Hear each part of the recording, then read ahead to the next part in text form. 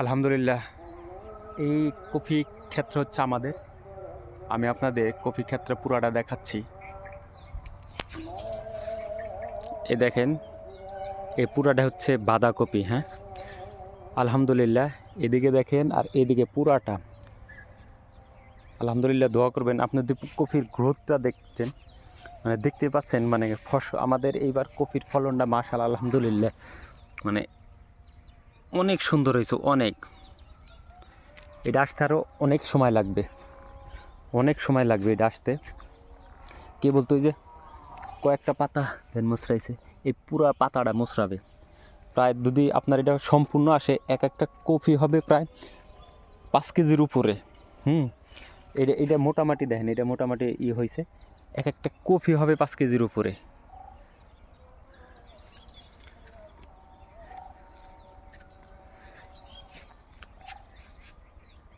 আরও হয়তো 10 থেকে 15 দিন লাগবে এটা কফিটা পুরাটা আসতে। হ্যাঁ, এইদিকে আছে, এই যে এটা হচ্ছে পুরাটা বাঁধাকপি। এবার আপনি বোঝেন, এই যে আপনার কফির যে দাম নাই, এটা হলো আমাদের নিজের ক্ষেত। হ্যাঁ, এই ক্ষেতে কতটুকু পরিশ্রম গেছে, কত টাকা খরচ হয়েছে, এটা কিন্তু আমি জানি যে আমার এই ক্ষেতে এত টাকা খরচ হয়েছে। একটা নিজের সন্তানের মতো করে এই কফিগুলাকে মানে যত্ন করে বড় করা হচ্ছে। আলহামদুলিল্লাহ, আল্লাহর মেহরবানিতে অনেক ভালো ফলন হয়েছে। এখন ধরেন, আমরা যদি এই কফিগুলাতে যদি আমরা পর্যাপ্ত দাম না পাই, আমাদের যে খরচটা যদি আমাদের না ওঠে, তাহলে একজন কৃষক বলেন কি করে বাঁচবে? কারণ তার অন্য কোনো আয়ের কোনো উৎস নাই, তার এই ফসলের উপরে ডিপেন্ড করতে হয়।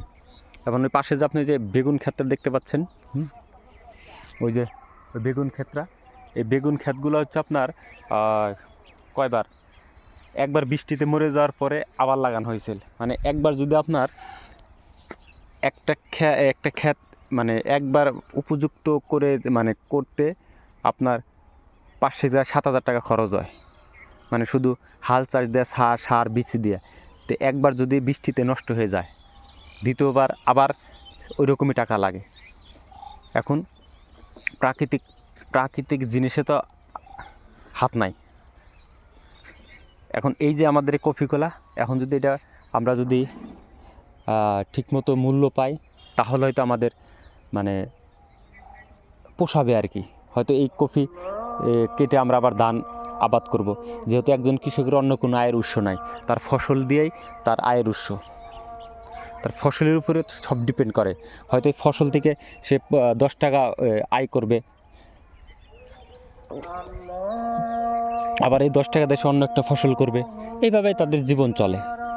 হ্যাঁ, আলহামদুলিল্লাহ, দোয়া করবেন যাতে আমরা এই কফিগুলার মানে অন্তত কিছু আমাদের চালান ওঠে আর কি, কিছু আমরা পয়সা পাই। ভালো থাকবেন, সুস্থ থাকবেন। আসসালামু আলাইকুম।